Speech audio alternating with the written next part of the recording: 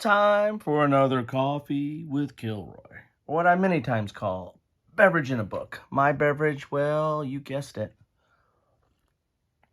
And the book today is Battle Cry of Freedom, the Civil War era. James McPherson. In fact, Mr. McPherson won a Pulitzer Prize for this book, and it's been a long time since I've read it, but I picked this copy up. My mom, who is a book aficionado like myself, always picking up books. In fact, I think that's where I get it.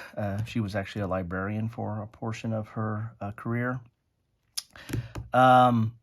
Gave this to me on my recent trip to see her during my kids' spring break. By the time I post this, that's been long past, but so has the Civil War in that regard. But so she gave this to me. I read this a long, long time ago, but did not have a copy. So thank you, Mom. And this is a very interesting book and treatment. It is the Civil War in one volume, as you can see right there. Let's look at the back here a little bit.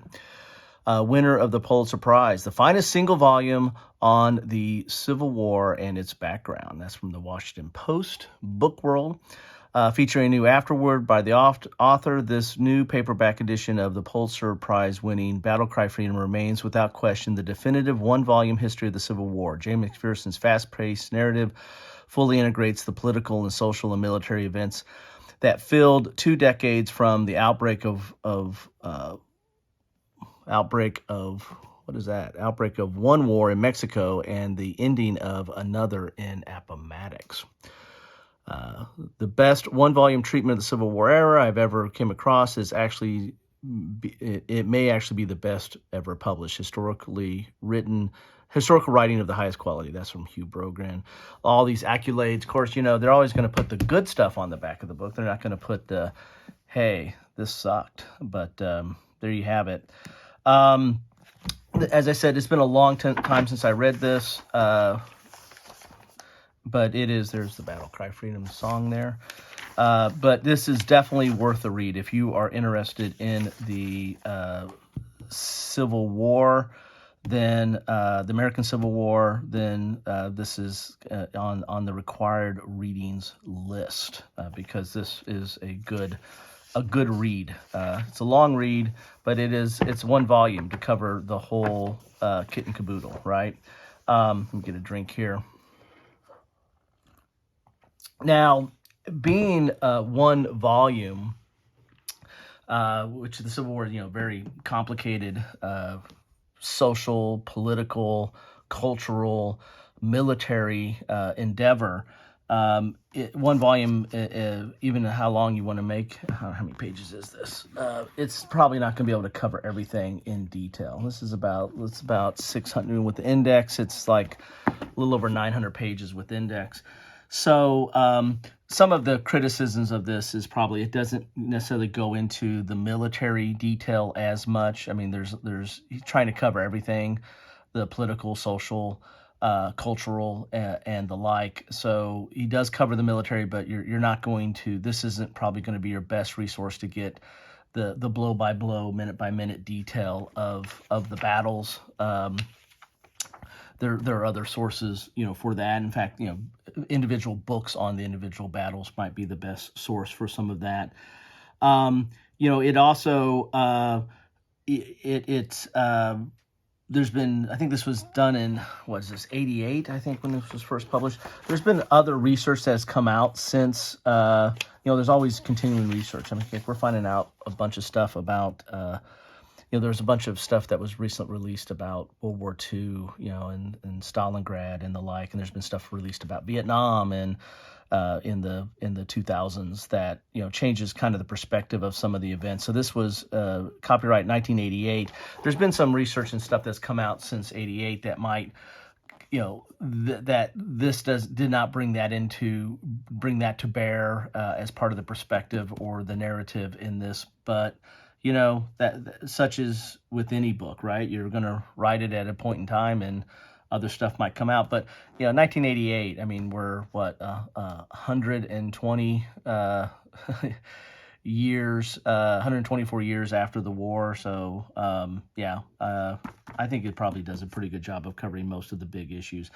There's also been some criticism that it's Union leaning. But I mean, heck, to the victors go the spoils, or the winners write history. I didn't really sense that. I thought this was a relatively fair, balanced treatment of each side as I was kind of going through it. But again, this has been a long time since I went through this. To me, it's not as I kind of take issue like with Shelby Foote. I mean, it's great reading, good stuff, but it's almost kind of an apology at times for the Confederates' ideology. So, and that's coming from someone who, my dad grew up in the South. He was the youngest of 11 kids, and was a sharecropper during the Depression. The family was in the South, so just outside of Atlanta. So, have a lot of sympathizers down there on that side of my family, but I think, and Shelby Foote, I think, would be the first one to admit that he's not a historian, right? He was an author, he was a writer, and a great narrative and great stories, but also had kind of had a twist or leaning on that. This one is it's not as strong as a narrative, but it's written in a narrative kind of style. It's not just dry, stale historic reading. It's done in a satisfying, in my opinion, engaging and satisfying prose to kind of get you into what's going on, as opposed to just a series of events and stuff that happens. But it's not Shelby Foote. But anyway. So those are some of the criticisms of it. I still think this is, one of the best single volumes. That's a limitation, right? That I have come across. Again, and since now that I've got a copy that in my hands, I'm gonna have to get through it again. I'm all 900 some pages. I'm gonna have to start going through it again. But anyway, love to know your thoughts on it. Put your comments down below. What do you think about this? Is this good, bad, or ugly? Are those criticisms fair? Are they unfounded? What other criticisms do you have? Love to start up a dialogue and find out what you guys think about any of this stuff. But as I said, I've been covering a lot of Civil War games lately. At least at the time of filming this, I've been getting and playing and doing some stuff with a lot of Civil War games. So I thought, this was appropriate timing to cover this on a coffee with Kilroy. So there you have it. Quick little book review. I'd recommend this.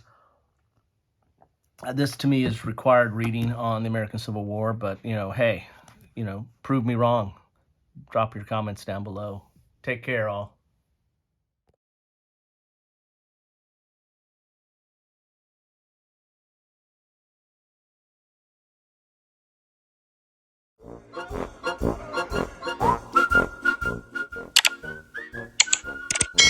Thanks for watching.